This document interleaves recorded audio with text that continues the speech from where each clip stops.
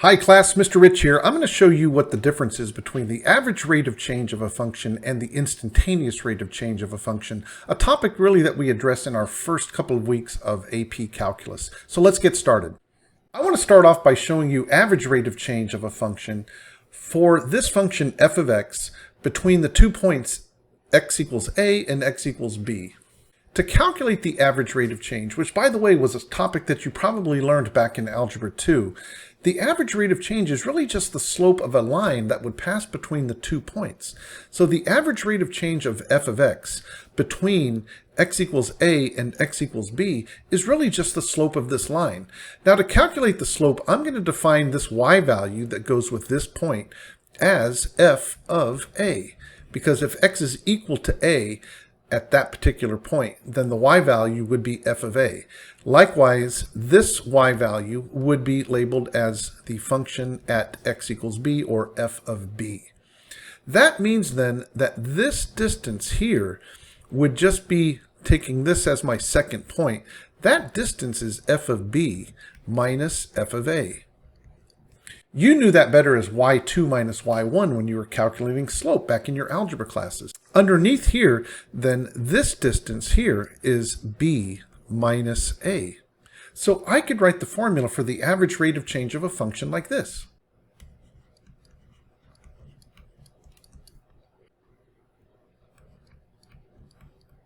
And that's my average rate of change formula.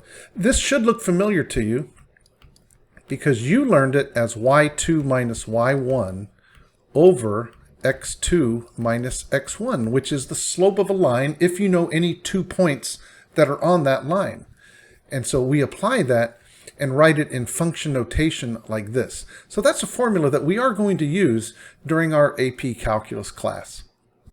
I want to demonstrate how average rate of change is calculated and then interpreted in the context of a real-world problem. Here we have a problem where a ball is thrown upwards so that its height, h of t in feet, is given by the function h of t, where t is the time in seconds after it is thrown. We want to find the average rate of change in the height of the ball.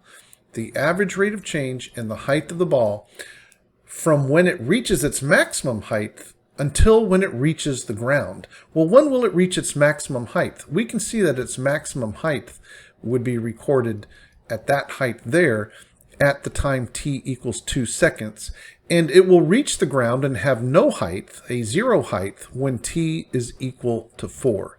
So we're trying to find then the average rate of change between those 2 points, which would be just the slope of the line that connects those 2 points. So here's what our average rate of change calculation looks like.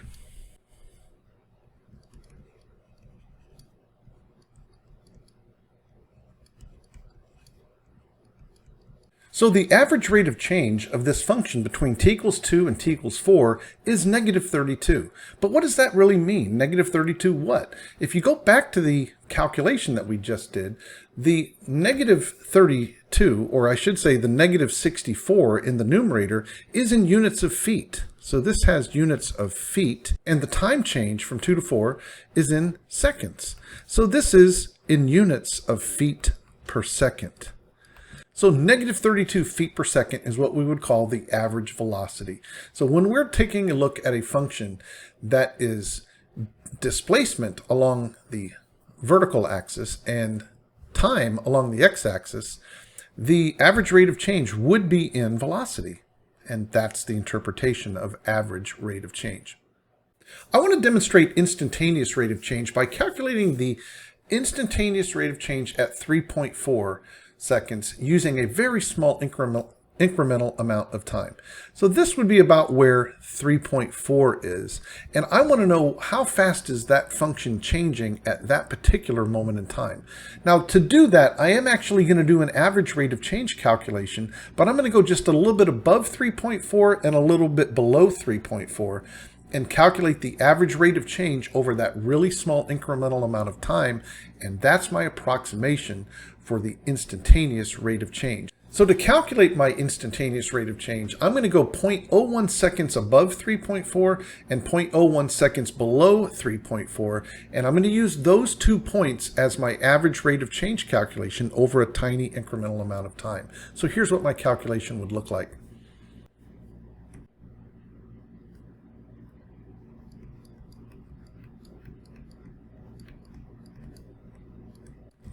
That's my calculation. You may say, well, that's an average rate of change calculation. That's not an instantaneous rate of change. That is true, but it's over a very small amount of time, 0.01 seconds on either side. It's actually 0.02 seconds, but 0.01 on either side of 3.4. And that's going to be my best approximation for instantaneous rate of change. If I wanted to be even more precise, I could choose a smaller increment amount of time on either side of 3.4, but 0.01 is going to be good enough for our purposes. I'm going to go ahead and calculate that using my TI-84, and I'm going to show you how to do that quickly. From my home screen, I will go into my equation editor by hitting the y equals button, and I've already put in this function h of t. Of course, I'm using x here, but that's fine. That's the variable that we use in our TI-84. Negative 16 x squared plus 64x.